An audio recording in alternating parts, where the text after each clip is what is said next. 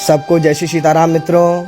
आज करवा चौथ के दिन हमारी माताएं बहनें अपने पतिदेव की लंबी आयु के लिए करवा चौथ का व्रत रखती हैं। निर्जला व्रत है ये, जो कि बहुत बड़ी तपस्या है।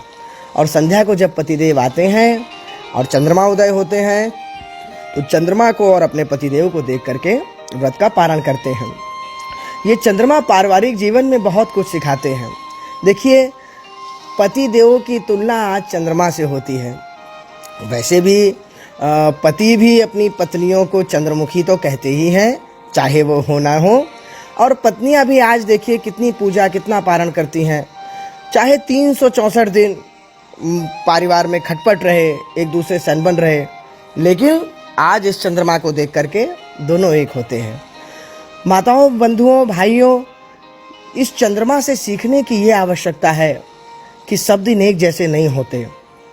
ये वही चंद्रमा है जो आज कृष्ण पक्ष चतुर्थी पर पूजनीय है और भादव मास के शुक्ल पक्ष की चतुर्थी पर यानी गणेश चतुर्थी पर इसी चंद्रमा को देखने पर कलंक लग जाता है। ये वही चंद्रमा है जो परिवा से प्रारंभ होते हैं और पूर्णिमा तक अपने पूर्ण रूप में आ जाते हैं, लेकिन उसी के अगले दिन से फिर घटना प्रारंभ हो जाते हैं। यानी अपने पूरे स्वरूप में आने के बाद फिर जीरो से प्रारंभ करते हैं। कितना कठिन है जीवन में, सोचिए ज़रा, जीरो से प्रारंभ करना।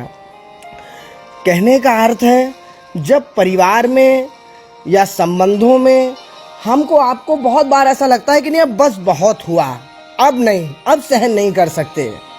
जब पूर्णता की तरफ चले जाएं हमारे समझौते, हमारी बर्दाश्त करने की ताकत, तब प्रयास करिए जीरो से प्रारंभ करने का। फिर से एक नई शुरुआत करिए। चंद्रमा से सीखिए कि वह पूर्णता जाने के बाद फिर से जीरो से प्रारंभ करता है। और जब आप इस प्रकार से अपना विचार बनाने लगेंगे ना, संबंधों को फिर से जीरो से प्रारंभ करने का प्रयास करने लगेंगे, तो पुराने सारे जितने भी दुख हैं, जितने भी कलेश हैं, वो सब भूलेंगे और आगे के जीवन में खुशहाली आएगी। चंद्रमा से यह भी सीखने की आवश्यकता है कि चंद्रमा घटता बढ़ता रहता है, लेकिन कभी हिम्मत नहीं हारता। चंद्रमा चंद्रमा रहता है।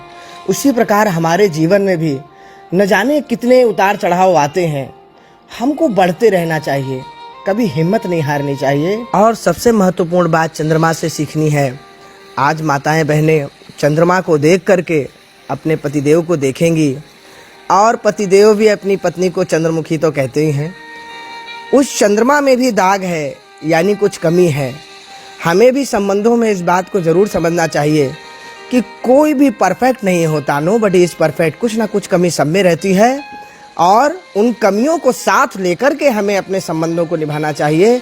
यदि परफेक्शन ढूंढेंगे तो कभी संबंधों का निर्वाह नहीं हो पाएगा। और चंद्रमा की तरह घटना बढ़ना, पारिवारिक संबंधों में उतार चढ़ाव आता रहे, लेकिन प्रेम कभी कम ना हो, वो अमृत तत्व कभी कम ना हो। शुभकामनाएं। जय श्री सीताराम। जय श्री